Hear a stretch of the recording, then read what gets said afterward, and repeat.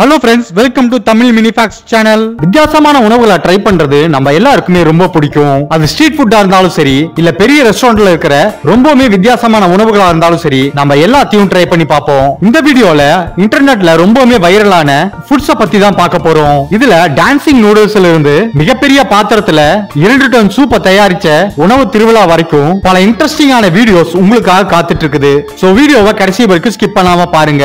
Video பிடிச்சிருந்தா மறக்காம like பண்ணுங்க, உங்க ஃப்ரெண்ட்ஸ்க்கு ஷேர் பண்ணுங்க. வீடியோ பார்க்கிறதுக்கு முன்னாடி நம்ம சேனலை சப்ஸ்கிரைப் பண்ணாதவங்க மறக்காம சப்ஸ்கிரைப் பண்ணி பக்கத்துல இருக்கிற பெல் ஐகானை கிளிக் பண்ணுங்க. அப்பதான் நான் போடுற வீடியோ உடனே உங்களுக்கு கிடைக்கும். இந்த செஃப் ஒரு இசை பிரியர் போல, ஏன்னு கேக்குறீங்களா?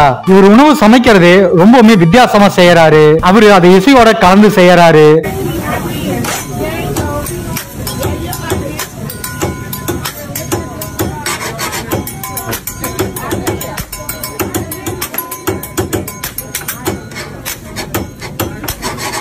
சில பேர் ஆர்டர் பண்ண உணவு வர வரைக்கும் இவரை பார்த்துட்டு இருந்தாலே போதும், டைம் போறதே தெரியாது. இது பாக்குறவங்க கண்ணுக்கு மட்டும் இல்ல, காதுக்கும் ரொம்பவுமே இனிமையா இருக்கும்.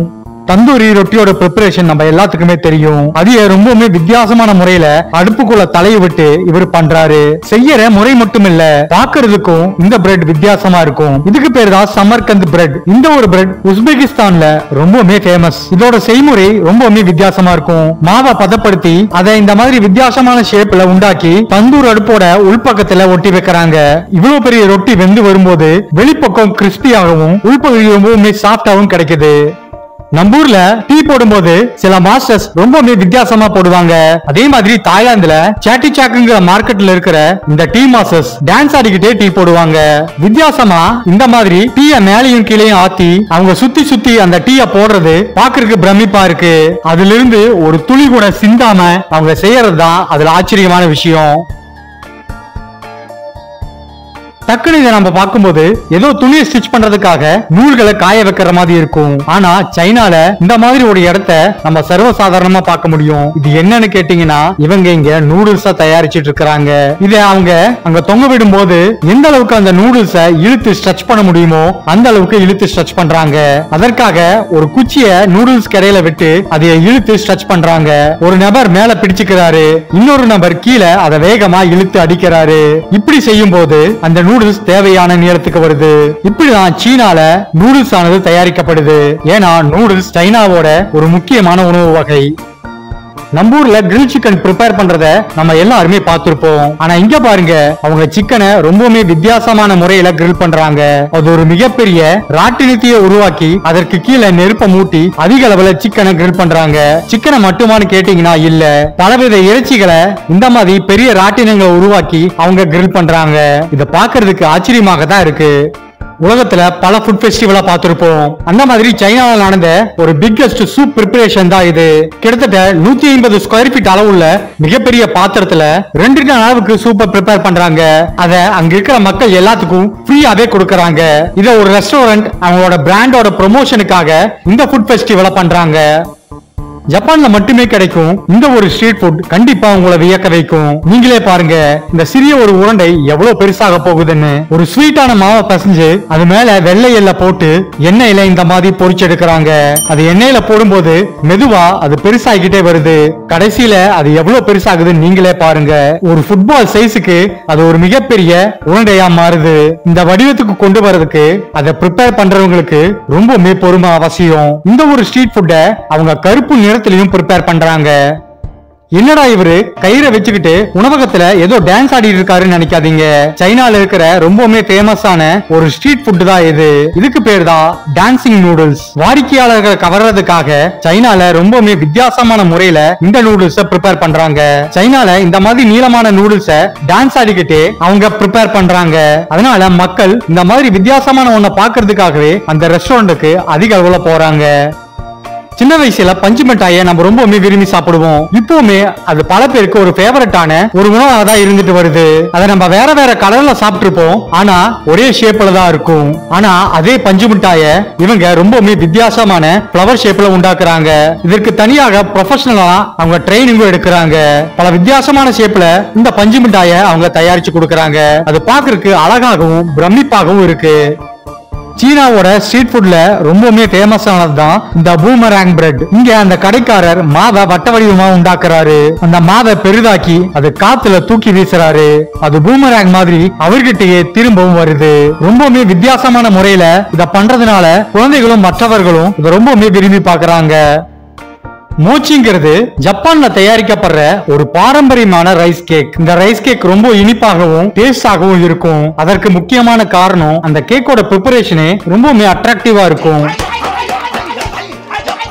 இந்த கேக்கை ப்ரிப்பேர் பண்றத ஜப்பானியர்கள் பாரம்பரியமா பின்பற்றிட்டு வராங்க. இதுல அவங்க ஒரு குறிப்பிட்ட அரிசியை ஊற வைக்கிறாங்க.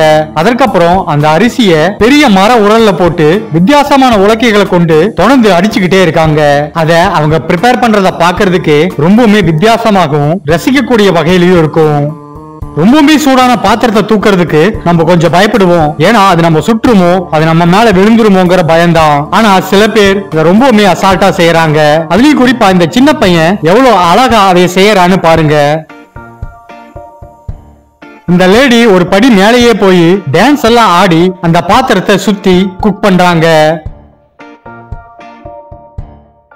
சைனால இனிப்பு தயாரிக்கிறதுக்காக ஒரு வித்தியாசமான முறையில இவர் மாவை ப்ரிப்பேர் பண்றாரு. பெரிய தட்டுல அந்த மாவை அவர் அசைக்கும் போது அது சரியான இடத்துல விலகி போய் நிக்கிறத பாக்குறதுக்கு ரொம்பவுமே அற்புதமா இருக்கு.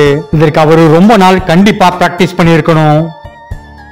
ஒரு காரியத்தை நம்ம பல வருஷமா பண்ணா அதை நம்ம கண்ணை மூடிட்டு கூட செய்வோம். அந்த மாதிரி ரொம்பவுமே வேகமா இங்க இந்த மனிதர் ரொட்டியை தயாரிக்கிறாரு. பல ஆண்டுகளா ரொட்டி தயாரிக்கிற பழக்கம் இருக்கிற இவரு ஒரு கையில ரொட்டியை சுட்டுக்கிட்டு இன்னொரு கையில அடுத்த ரொட்டிக்குண்டானதை தயார் பண்றாரு. இந்த ரொட்டி சுடுறத ரொம்பவுமே சர்வசாதாரணமா அவர் பண்றாரு. என்னடா இவர் கையிலேயே தோசை சுடுறாருன்னு நினைக்காதீங்க. இது இந்தோனேஷியால தயாரிக்கப்படுற ஒரு வித்தியாசமான உணவு. லாம்பியா ரோலுக்காக ஒரு ரேப்பரை அவங்க ப்ரிப்பேர் பண்றாங்க. அதாவது நாம இங்க எப்படி சமோசா, வெஜ் ரோல் போன்றவைக்கு மாவு ப்ரிப்பேர் பண்றோமோ அந்த மாதிரி லாம்பியா ரோலுக்காக இந்த மாதிரி அவங்க ரேப்பரை தயாரிக்கிறாங்க. கார்ன்ஃபிளவரை தான் இவங்க மாவா யூஸ் பண்றாங்க. அத இந்த மாதிரி ஒட்டாத தன்மைக்கு கொண்டு வந்து அதை அப்படியே எடுத்துக்கொண்டு போய் சூடான கல்லு மேல இந்த மாதிரி கைய வச்சு ஊத்துறாங்க. அது ரொம்பவுமே நைஸா தோசை மாதிரி வருது. இந்த ஒரு ரேப்பரை அவங்க லாம்பியா ரோல் ப்ரிப்பேர் பண்றதுக்காக யூஸ் பண்றாங்க. பார்த்தோனே சில பேர் இது என்னன்னு கண்டுபிடிச்சிருப்பீங்க. இதுதான் பிரெஞ்சு உணவான croissant. இந்த croissant சாக்லேட்ல இருந்து நான்வெஜ் வரைக்கும் விதவிதமான ஸ்டஃபிங்க யூஸ் பண்ணி அவங்க சேல் பண்ணுவாங்க. அந்த croissant அதோட ஷேப்புக்கு கொண்டு வரதுக்கு நம்ம ரொம்பவுமே மெனக்கெடணும். ஆனா இவர் அதை எவ்வளவு ஈஸியா பண்றாருன்னு பாருங்க. ஜஸ்ட் அந்த மாவை ஒரு சுத்தி அந்த croissant அவர் உருவாக்குறாரு. ருமாலி ரொட்டி ப்ரிப்பரேஷனை நம்மள பல பேர் பார்த்திருப்போம். ஆனா இந்த ரொட்டி ஆப்கானிஸ்தான்ல ப்ரிப்பேர் பண்ற ஒரு ஸ்டீல் டம் ரொட்டி. ஒரு பெரிய ட்ரம்முக்குள்ள நெருப்ப பத்த வச்சு அந்த ட்ரம்முக்கு மேல மாவை பெருசா விரிச்சு அது மேல போடுறாங்க. அதற்கு முன்னாடி அந்த மாவை நல்லா பதப்படுத்தி இரண்டு கையாலையும் பெருசா விரிக்கிறாங்க. அந்த மாவோட சைஸ் ரொம்பவுமே பெருசானதுக்கு அப்புறம் அந்த ட்ரம் மேல போட்டு சுட்டு அந்த ரொட்டி எடுக்கிறாங்க. ஜப்பான்ல அனிமி பேன் கேக் உண்டாக்குறதுங்கிறது ஒரு தனி கலைன்னே சொல்லலாம். அங்க இந்த பேன் கேக் ரொம்பவுமே ஃபேமஸ். அதை ப்ரிப்பேர் பண்றவங்க ஒரு அனிமி கேரக்டரை பேன் கேக்கோட மாவை யூஸ் பண்ணி இந்த மாதிரி வரையறாங்க. ஆரம்பத்துல பார்க்கும்போது அந்த பேன் கேக்கோட வடிவம் கரெக்டா இல்லாத மாதிரி தோணும். அந்த பேன் கேக்கை திருப்பி போட்டதுக்கு அப்புறம் தான் தெரியும் ரொம்பவுமே அழகான நேர்த்தியான அனிமி கேரக்டரை நம்மளால அந்த பேன் கேக்ல பார்க்க முடியும். கண்டிப்பா இந்த பேன் கேக்கை பண்றவங்க வெறும் செஃபா மட்டும் இருக்க முடியாது. ஒரு அழகான ஓவியம் வரையக்கூடிய இருக்கணும். இந்த வீடியோ இதோட முடிவுக்கு வருது. இந்த வீடியோல பார்த்த உணவுகள்ல உங்களை ரொம்பவே ஆச்சரியப்படுத்தினது எதுங்கறத மறக்காம கமெண்ட் பாக்ஸ்ல கமெண்ட் பண்ணுங்க. ஓகே ஃப்ரெண்ட்ஸ், இந்த வீடியோ உங்களுக்கு பிடிச்சிருக்குன்னு நம்புறேன். வீடியோ பிடிச்சிருந்தா லைக் பண்ணுங்க, உங்க ஃப்ரெண்ட்ஸுக்கும் ஷேர் பண்ணுங்க. மறக்காம நம்ம சேனலை சப்ஸ்கிரைப் பண்ணி பெல் ஐகான்லயும் ஆன்ல வச்சுக்கோங்க. அப்பதான் நான் அடுத்தடுத்து போடுற வீடியோ உங்களுக்கு உடனே கிடைக்கும். சோ இன்னொரு வீடியோல உங்களை சந்திக்கும் வரை நன்றி, வணக்கம்.